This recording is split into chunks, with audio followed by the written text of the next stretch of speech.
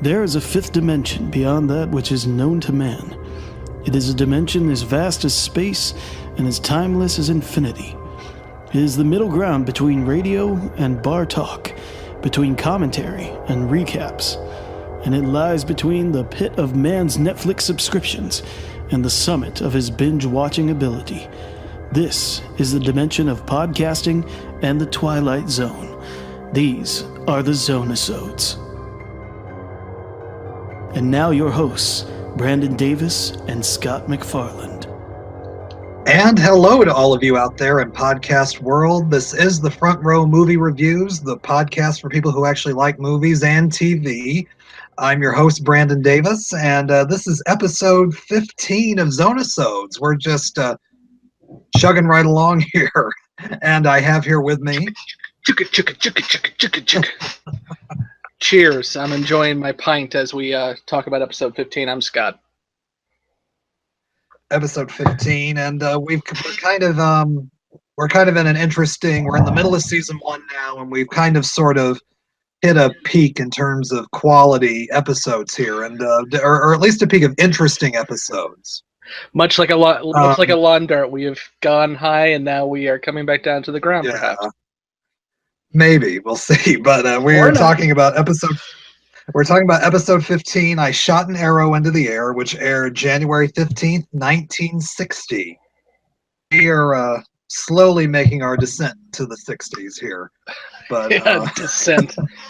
Tell us how you really feel about the 60s. Oh gosh. Well, this will. As I said before, this might not be one of the most spellbinding episodes we talk about, but it is interesting to talk about. So I'll tell you what, it's got a thick plot because I was trying to write out the synopsis, and I was like, "Can I trim any of this?" And I'm like, "No, I really can't trim any of this." So, yeah. Well, why don't you give us the synopsis first, and then I'll tell us what Rod had to say. Sure. Humankind has just perfected the first manned rocket launch. They have not, as we will learn, perfected radar.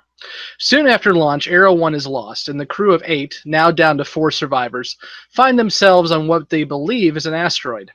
Commander Donlin begins to have the 2 healthy crew members, Corey and Pearson, search for any water and food. Donlin points out to the crew that it could be years before they are rescued, because the Arrow was the only manned rocket available. Soon after, the wounded crew member dies. Corey doesn't shed a tear to this since he doesn't want to share his water with a dying man. After going out on another search, Corey returns to tell Donlin he doesn't know where Pearson is. Corey soon tells the truth to Donlin, and as they go searching for Pearson, Corey knocked him over the head with a rock and stole his water. They find Pearson, and just before dying, Pearson draws a strange symbol in the dirt. Corey kills Donlin in order to survive longer, and he begins to climb out of the canyon to find power lines, the symbol that Pearson had been drawing. You see, the Arrow didn't crash on an asteroid. It crashed 30-some miles from Reno, Nevada. The end. Yep. And here's what Rod had to say. Her name is the Arrow 1. She represents 4.5 years of planning, preparation, and training, and 1,000 years of science, mathematics, and the projected dreams and hopes of not only a nation, but a world. She is the first manned aircraft into space, and this is the countdown. The last 5 seconds before man shot an arrow into the air. So, as we talked about now, a very plot-heavy episode, and yet sort of a very simple story with a heavy plot, I guess is what I want to say here. Well, what are your first impressions of this episode, Scott? This is one of those that's kind of in mid-rotation on syndication, so you catch it every now and then. It's an interesting episode for a couple reasons. One, again, it's kind of futuristic for Twilight Zone because, again, we're looking at 1960, January of 1960. So we're a good 14, 15 months from the first manned spaceflight with Yuri Gagarin. And obviously much farther out from having 8 people on a rocket. I like this episode. mainly because of the character piece that it is.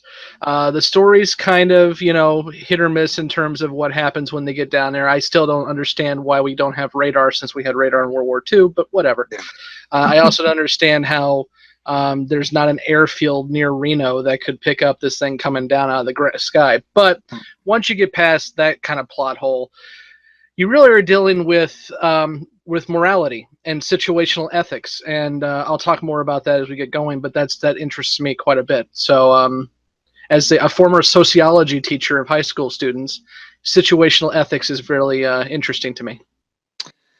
Yeah, my of course, being the classics host, my thoughts went immediately to a classic film when I watched this. I kept thinking of Treasure of the Sierra Madre when I watched part of this. When there's a point in the movie where Bogart starts going mad, and they're all, dying of thirst and sleep deprived, and it's sort of, when you're in this situation and you're all after the same thing, which is gold in that movie.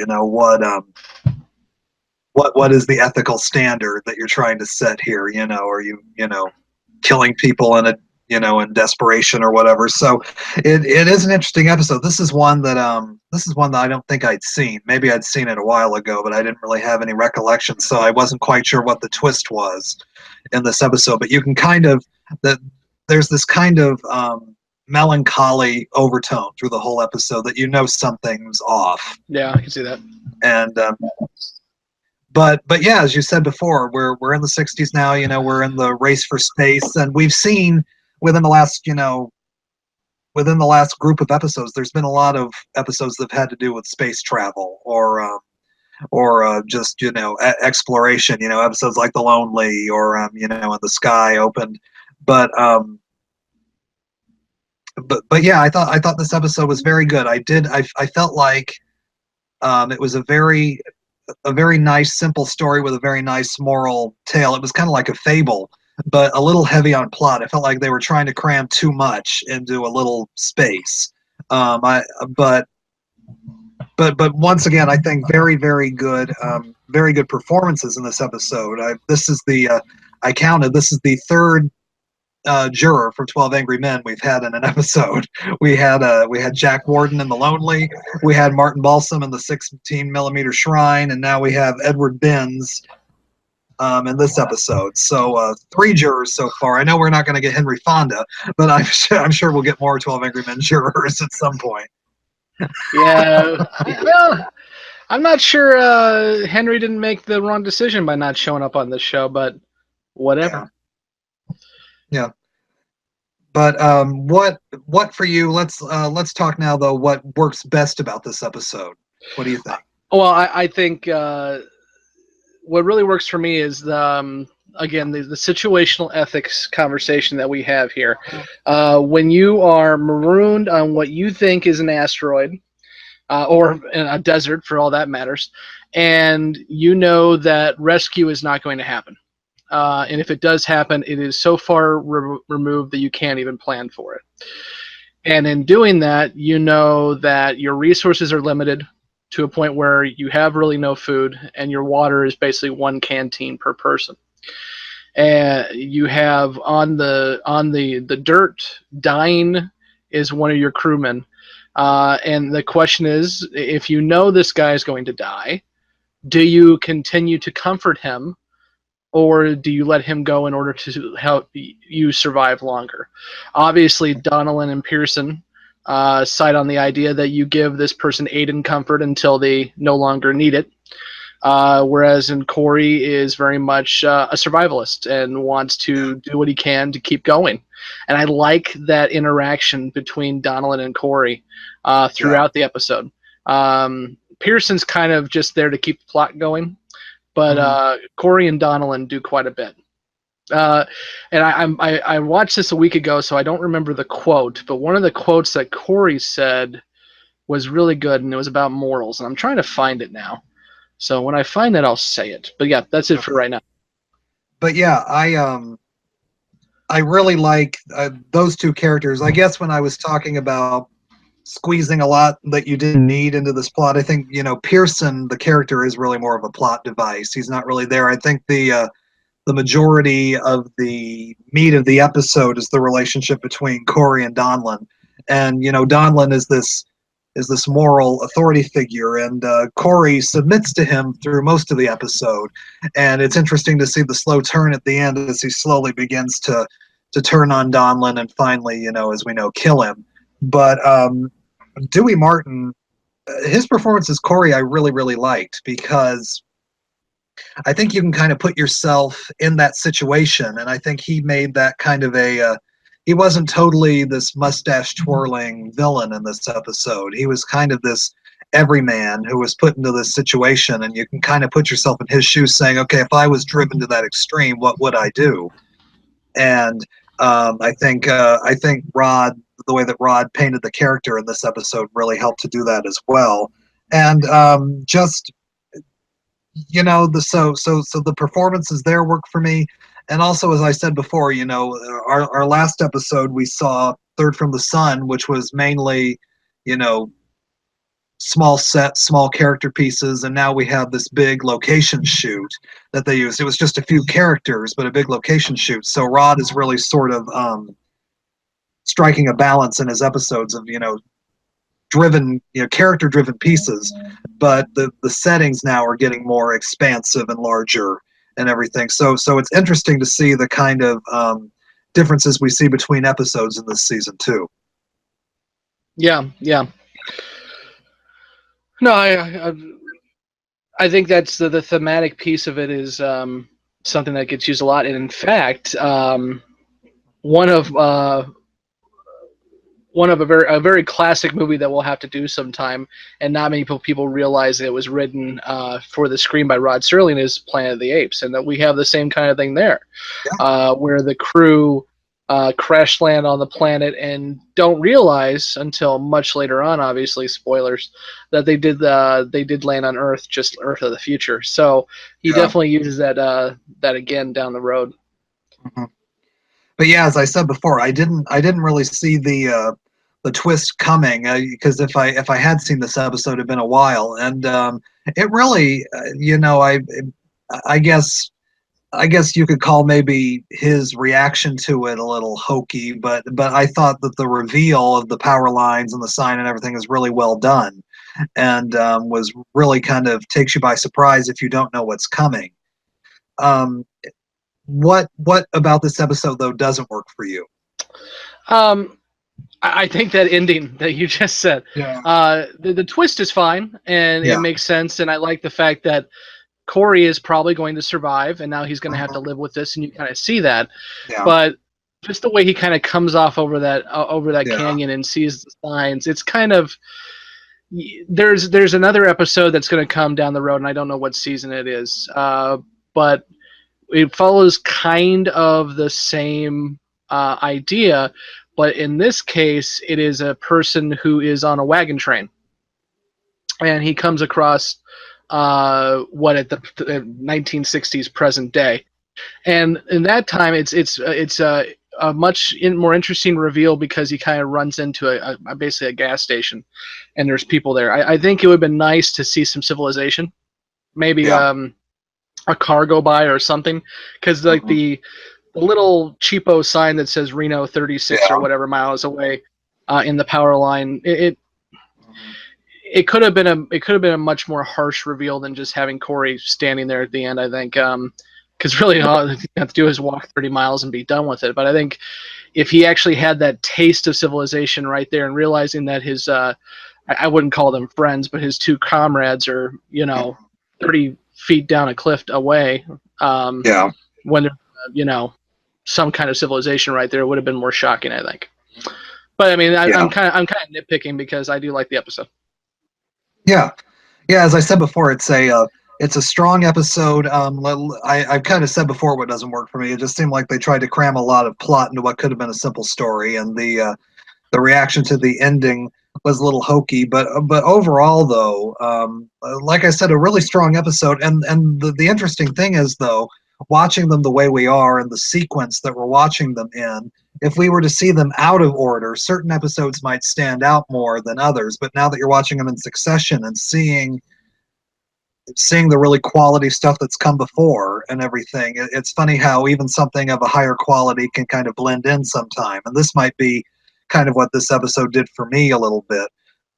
But just really strong performances throughout. I really I really think that it also is kind of a sign of the times as well. We're entering the 60s now, and Rod plays a lot of paranoia themes and everything throughout, and the character of Corey really has this, paranoia is really setting in and everything. So more and more Rod is commenting on the times that they're living in as well.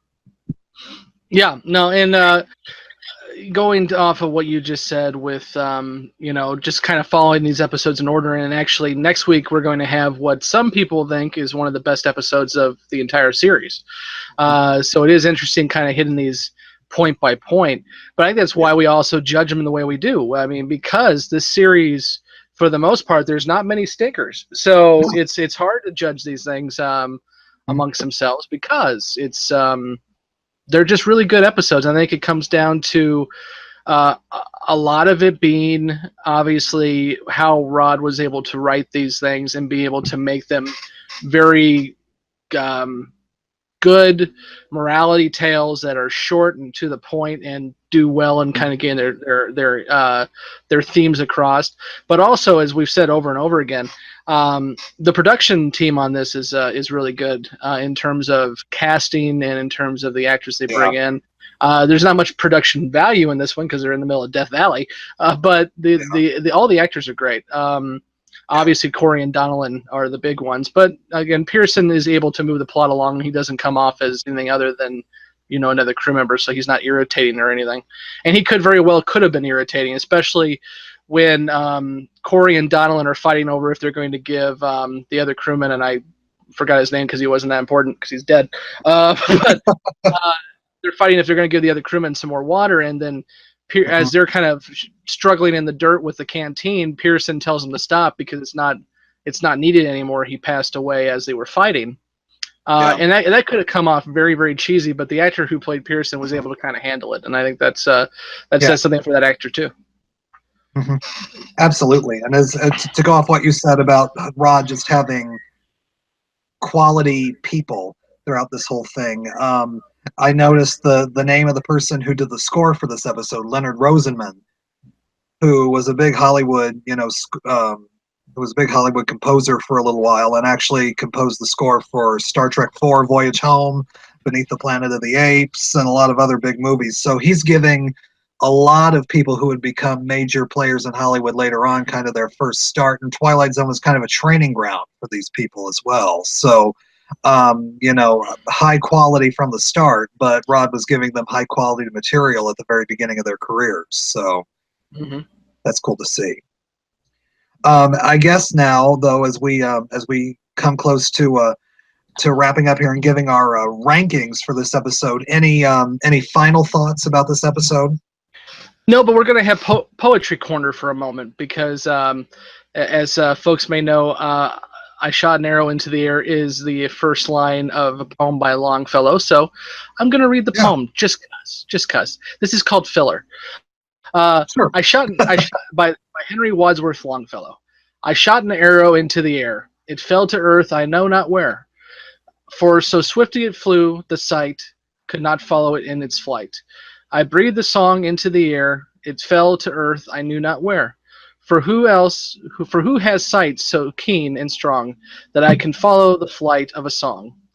Long, long afterward, in an oak, I found the arrow still unbroke, and the song from beginning to end I found again in the heart of a friend. Okay, I'm good. That's culture. Yeah, but you know what though? That says something though, because Rod Serling never talked down to the audience. He knew that some people would get the I shot the arrow into the air, some people wouldn't. He never wrote to the lowest common denominator. Absolutely, which I appreciate about this show as well too. So agreed. So which is something you don't see a lot of in television anymore. But what you mean? Designated Survivor isn't writing to the lowest common denominator. Network television, I should say. And yes, I am making fun of Designated Survivor because that show writes for dumb people. But yeah, so I'm looking at you, Craig. But anyway, yeah, as I said, a really, really solid episode with, but it's in a sea of solid episodes right now, so it's harder to stand out here in this midway through the first season period that we're looking at right now. But let's go to our rankings here, and if you're joining us here on Zone-i-Sodes for the first time, our rankings are as follow. We rank the episodes 1 to 10. Absolute best Twilight Zone has to offer, 5 being average Twilight Zone, and 1 being, as Scott likes to put it, Bewitching Pool. So, which we're not going to get to for a while. Have you actually watched Bewitching Pool yet? I have not. So I'm waiting. Wait. Save it. Savor the moment when you get to Bewitching Pool. I'm gonna wait till we're at the end of this journey and have that be the grand finale. So, it's really depressing that that's the last one we get. I'm just saying. Okay, I'll just say one thing about Bewitching Pool, and again, do not watch it until you get there. It's so bad that they filmed it on a set where they were doing construction for another film or TV show, and you can hear the construction going on in the background. Oh my gosh. It's bad. All right. But well, Scott, in 3 years we'll talk about it. Yeah. where do you rank I Shot an Arrow into the Air on your scale? This is an above average episode. I don't think it's one of the best, but it's one that's enjoyable. And if you catch it, I think it's definitely well worth a watch. So I'm going to give it a 7. 7? Yep. I enjoyed this episode as well. I think it's above average, but I think I've seen a lot more that I think are of high quality. I'm going to give it a 6. For once, you are the harder grader than me, sir. For once. Well, who knows down the road? Maybe we'll see. But yeah, this good episode, good solid episode. But I'm just going to leave it there with a 6. So as we mentioned before, though, we move on from here, and next week we are talking about an episode that many people consider to be one of the best ones, and just preview one I really enjoy as well, and we'll go into it. There's several reasons why I enjoy it, but and ironically, as much as I complained that this one had a very thick plot synopsis, I think I can do the next one in 3 sentences. Mm-hmm. Probably because it's more about the next episode's more about mood. Oh yes, absolutely. But, it's very Hitchcock, which is why I like it. But absolutely. Well, once we're done with Twilight Zone, we can hit Alfred Hitchcock Presents. No. Oh wow! And in 2025, kids, we'll be all set. That's 8 seasons and like 240 episodes or something like that. Yikes! No, we might hit the best of, but which is only 100 episodes, so we're doing great. Yeah. So anyway, as we close out this episode, I will I'll do what Rod had to say for the finale, but just tell people where they can find us, Scott. You can find us at thefrontrowmoviereviews.com. There you can find all of our podcasts, as well as our videos that we put up.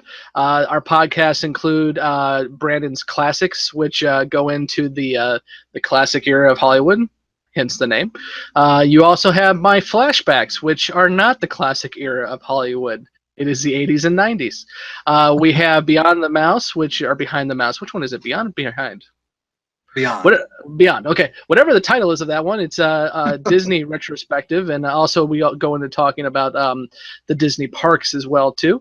And we have Full Disclosures, which are reviews of movies that just came out, and hopefully by the end of next week we will have Full Disclosure for Pirates of the Caribbean number 25,000, whatever number it is. I will not be on that one because I can't stand Johnny Depp. But then the week after that, we'll probably have Wonder Woman, and I probably will be on that one. So we have quite a few coming up. And then please make sure that you subscribe to us on your podcasting app of choice, be it iTunes or be it anything else that you use to get on get your podcast. Make sure you subscribe to us because we have a lot of stuff coming out. And give us a rating out there while you're doing it. And then if you're checking us out on YouTube, again, please make sure to subscribe and like down below. We want to get out to more folks, and the way to do that is to get you to let people know what you think about us.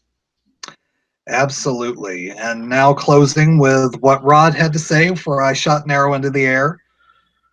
Practical joke perpetrated by Mother Nature and a combination of improbable events.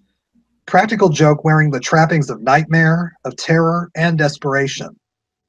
Small human drama played out in a desert 97 miles from Reno, Nevada, USA, continent of North America, the Earth, and of course, the Twilight Zone. So that about wraps it up here for episode 15 of Zone-i-Sodes. I am Brandon Davis. I am Scott McFarland. And we will see you on the couch. Auf Wiedersehen. Bye-bye. Bye.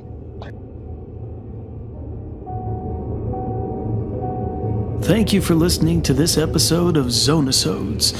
Zone-i-Sodes is a special presentation of the Front Row Movie Reviews podcast. For more information, go to www.thefrontrowmoviereviews.com.